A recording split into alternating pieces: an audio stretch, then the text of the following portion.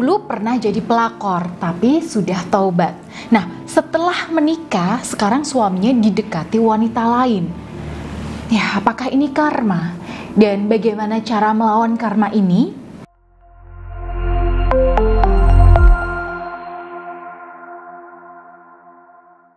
Assalamualaikum warahmatullahi wabarakatuh. Ya sahabat bunda yang dirahmati oleh Allah. Dalam Al-Quran Allah berfirman, barang siapa berbuat kebaikan sebesar biji zarah, maka dia akan melihat akibatnya.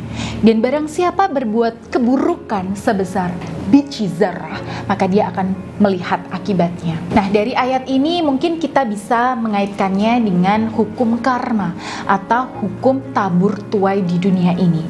Ya, barang siapa menanam kebaikan, dia akan menuai kebaikan. Barang siapa menanam keburukan, dia juga akan menuai keburukan. Nah, lantas bagaimana kalau kita itu pernah punya dosa di masa lalu, akan berdampak pada nasib kita sekarang nih? Ya, bagaimana kalau kita di sini sudah bertaubat?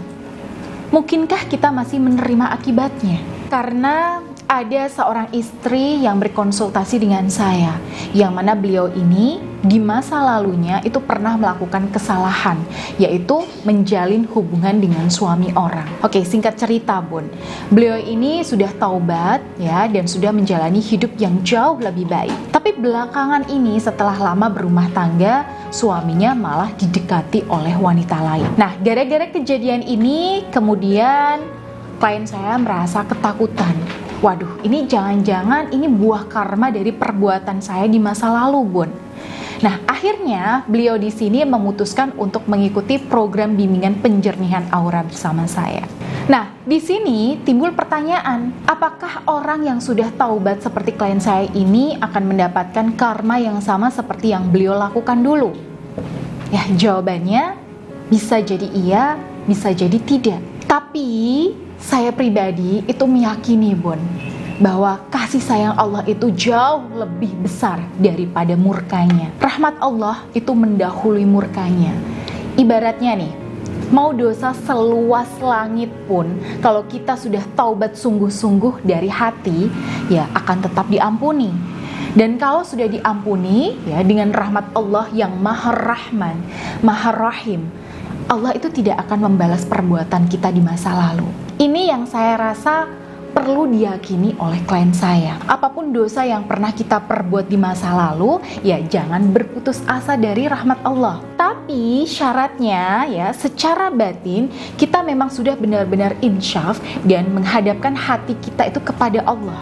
Ya, tidak mau sedikit pun untuk melakukan hal yang sama. Lalu bagaimana menyikapi pelakor yang datang mendekat, sedangkan di saat yang sama kita teringat dengan dosa kita di masa lalu? Oke, justru menurut saya ini adalah momentum yang baik. Sebuah kebetulan yang perlu kita syukuri dan manfaatkan, bun. Ketika rumah tangga mulai didekati masalah seperti ini, dan kita ingat dosa-dosa kita, artinya itu sebuah panggilan dari Allah untuk melanjutkan proses taubat kita. Artinya ini bukan sebuah kebetulan. Justru kalau menurut saya, ini ibarat sebuah surat undangan dari Allah buat kita untuk lebih mendekatkan diri kepadanya. Makanya klien saya ini selain mengamalkan wirid Asma Ar-Rahman, juga saya ijazahi dengan wirid Asma Allah yang lain, yaitu Asma Al-Ghafur dan Al-Afu, ya, yang maha pengampun dan maha pemaaf. Nah, bedanya apa sih Asma Al-Ghafur dan Al-Afu ini? Al-Ghafur itu artinya Allah itu mengampuni sebanyak dan sebesar apapun dosa hambanya.